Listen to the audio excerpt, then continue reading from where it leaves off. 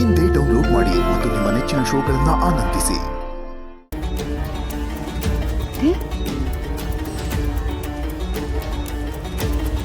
ಅತ್ತೆ ಯಾಕೋ ಬೆಚ್ಚಬಿದ್ರು, ಏನು ಅಂತ ವಿಚಾರಿಸ್ಲಾ? ಅವಳ ಜಪಾನೇ ವೆಂಕಟನಾಥನಿಗೆ ಶ್ರೀರಕ್ಷೆ. ನಂಬುದವ್ರನ್ನ ಆ ಶ್ರೀಹರಿ ಯಾವತ್ತೂ ಕೈ ಬಿಡೋದಿಲ್ಲ. ನೀವ್ಯಾರು ಅವಳನ್ನ ಎಚ್ಚರಿಸ್ಬೇಡಿ, ನಿನ್ ಕೆಲ್ಸ ನೀನ್ ನೋಡು.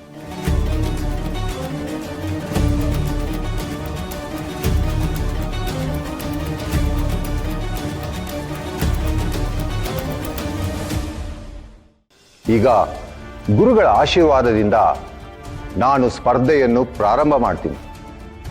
ಪ್ರಶ್ನೋತ್ತರದಿಂದ ಸ್ಪರ್ಧೆಯನ್ನು ಪ್ರಾರಂಭ ಮಾಡ್ಬೋದಲ್ಲ ಗುರುಗಳೇ? ಆಗಬಹುದು. ಹರಿವಾಯುಗಳ ಇಚ್ಛೆ ಅದೇ ಆದರೆ ಹಾಗೆ ಆಗಲಿ.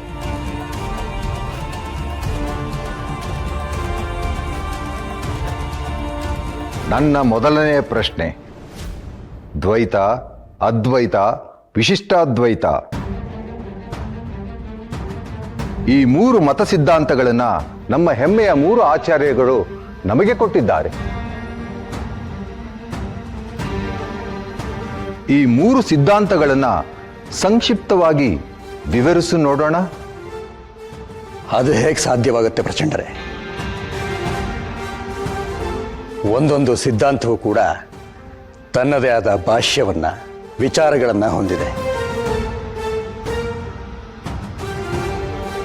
ಸಮುದ್ರದಷ್ಟು ವಿಶಾಲವಾದ ಈ ಸಂಗತಿಗಳನ್ನು ಹೇಳೋದು ಅಸಾಧ್ಯ.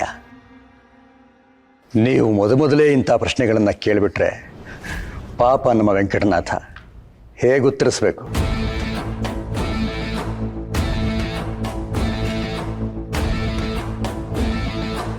ಗೋವಿಂದಾಚಾರ್ಯರೇ, ಕ್ಷಮಿಸಬೇಕು.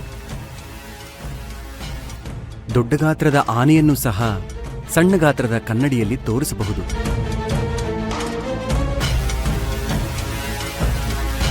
ಪ್ರಚಂಡರು ಕೇಳಿದ ವಿಷಯ ಅದು ಬಹಳ ಗಹನವಾದ ವಿಚಾರ.